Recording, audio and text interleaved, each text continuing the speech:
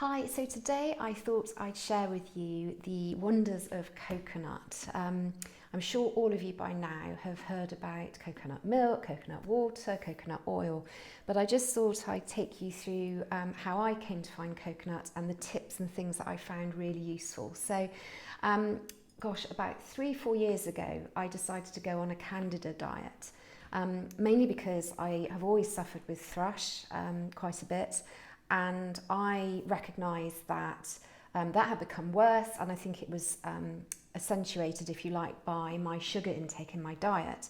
So I had to cut sugar out, natural sugar, processed sugar, reduce wheat, and what happened was gluten as well, lots of different things. I went to a shop in Bristol, Wild Oats, which is really lovely, and came across coconut flour, which was quite expensive to buy, but made a really nice substitute for having a wheat-based flour. So you could make cakes and puddings, and we ended up making, I think it was a coconut flour bread, which was quite dense, so it tends to be quite dense, but great for making bread and butter pudding with it. So we put blueberries in, and we used coconut milk as well in the recipe. So that was really my first introduction to coconut. And it opened up a whole new avenue of recipes using coconut flour and also coconut oil. So the second thing that happened was I thought, okay, well, we're using coconut flour and a bit of coconut milk, but what about the coconut oil? So this is an example of coconut oil that you can buy in your supermarket. And it's solid, so I don't know if you can see there, but it is very solid. Now, if you leave this out in your cupboard, it will dissolve in hot weather. So quite often I open this and it's very fluid when we've had hot summers. So you literally take some out to cook with in a spoon, put it in your saucepan, let it melt like any other oil and cook with it. So what I recommend you do is maybe start supplementing your cooking regime with coconut oil, not ruling out vegetable oil, because actually they've both got really good properties. The reason coconut oil is particularly good is it has medium chain fatty acids. Now, without going into too much of the chemistry, that means that the fatty acid chains are much easier to break down by your kidneys. The coconut oil is not as easily stored as fat in your body. It's more readily used up as energy. So it's actually better if you're wanting to lose weight and go on a diet, because you're more likely to use up the coconut oil as energy as opposed to storing it as fat. And it's also easier on your metabolism. So that's really good. Vegetable oil is great too. There's kind of pros and cons for using each. So I would say use both in your cooking.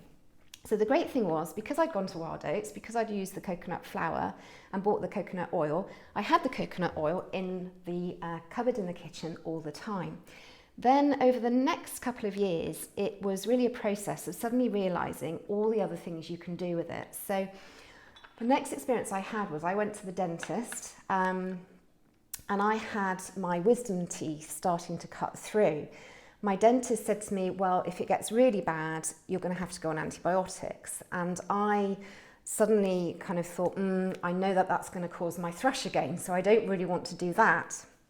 I remember I went to a yoga class and was told about oil pulling at one point and thought, oh gosh, what's that? So I had a go. Basically, what I do is I leave this tub of coconut oil in the bathroom next to my shower. So when I open the shower door, I see it and it reminds me to oil pull. So what I did was I, again, put a teaspoon of this oil, solid oil, in my mouth, put it under your tongue, and it will melt.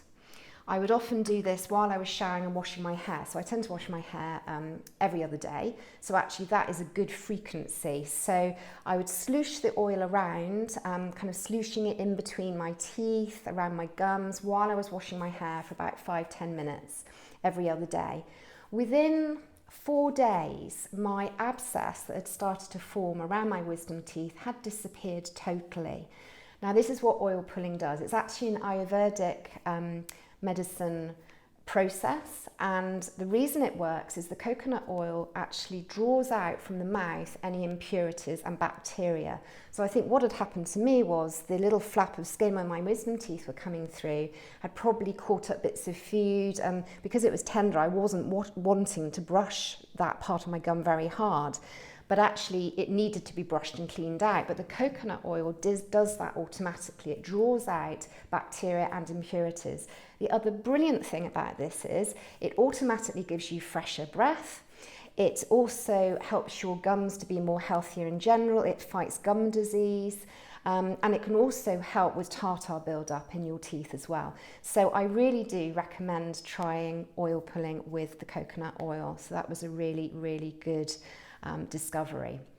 The second benefit of the oil pulling is that it naturally whitens your teeth enamel as well. So you're not going to get the effects similar to if you went to the dentist and had the kind of UV treatment, or the sometimes I think they use bleach gels that you have to put in a mouth mold overnight.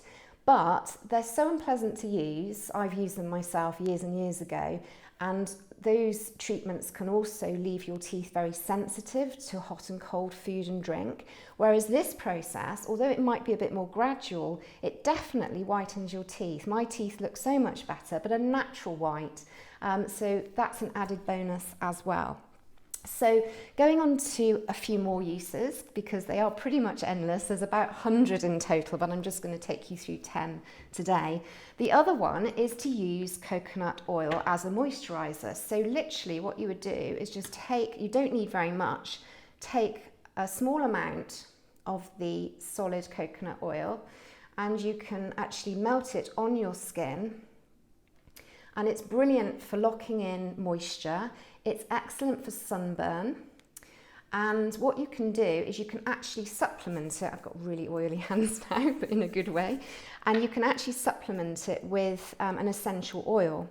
Now this one is lavender, which I like to use because it smells really good. So you can actually make up in a pot. I'm doing this on my hand, but if you've got a little pot and put the coconut oil in and added a few drops of lavender oil, you've automatically made a really great night cream, because lavender helps in the assistance of sleep.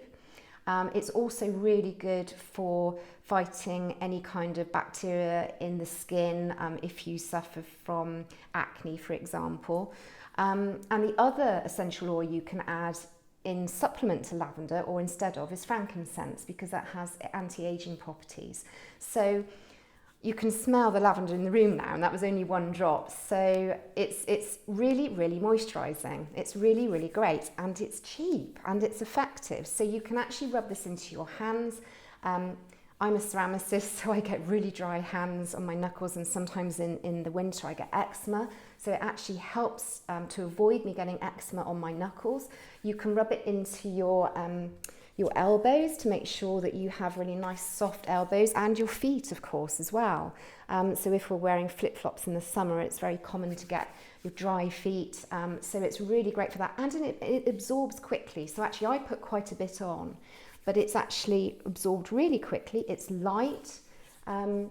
So I really recommend having a go at using it as a moisturiser for your face and for your body. And in actual fact, you can also use it to take eye makeup off, so mascara, eyeliner, that type of thing. So that's another really, really good use, with the added benefits of helping with things like wounds and sunburn. So that leads me on to another example that actually coconut oil can be used to make a wound salve. So if you cut yourself, it's really good in a little pot again to make up some coconut oil, put some drops of lavender, as we've used here, and frankincense as well, and tea tree oil. And all of these together will really help to take out any bacteria from the wound, clean it up, and lavender in particular is really good at encouraging the skin to bind back together and heal. So that's another really, really fantastic use for the coconut oil in conjunction with essential oils.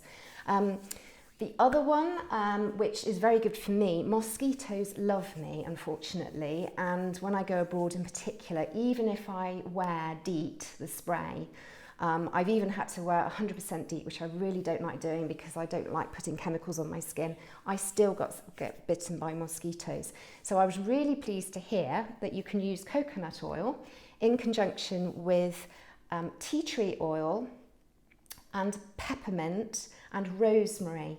And those combinations will detract the mosquitoes. They really don't like the smell of the peppermint and the tea tree oil together. So that's really worth trying as well, and the rosemary as well. So those probably sum up the main uses for coconut oil that I have found really, really beneficial. The other one, I have missed one, which will make you smile, but lots of women use maybe an aloe vera lubricant for the intimate moments in between the bed sheets. Well, coconut oil is absolutely amazing because although aloe vera is pretty good, the coconut oil doesn't dry up at all, it's natural, and because it has antifungal and antimicrobial properties, it also means that if you do suffer from thrush, it will automatically clear that up as well. So that is an amazing thing to add into your intimate regime, if you like. Finally, just to touch again on the coconut milk, this is something that I just don't drink cow's milk. I haven't done for years. What I love about the coconut milk is it's lighter. It doesn't have the risk of hormones in it if you know you do buy cow's milk, and if it's not organic, there is always that risk. And also very often you find that it's supplemented with calcium and vitamin B12 and vitamin D. So that's a really good way that you can actually get in more of your vitamins into your diet and really help with limiting the risk of osteoporosis. So that's really good for women.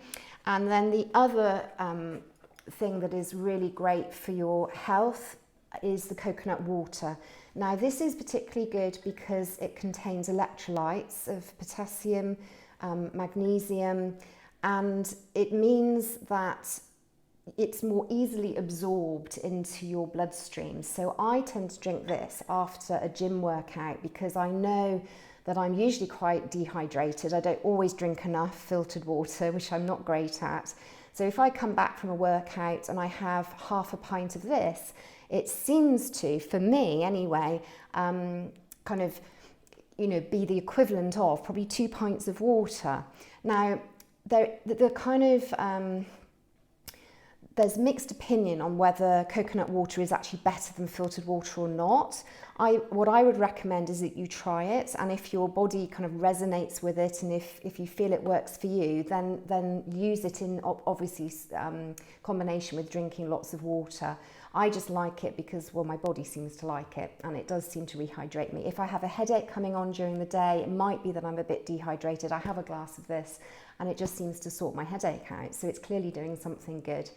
So there's lots and lots of uses, as you can see. I really hope that has been interesting for you and something practical that you can maybe just take a few of these things and add to your lifestyle. So I hope you've enjoyed listening, and I'll catch up with you again soon.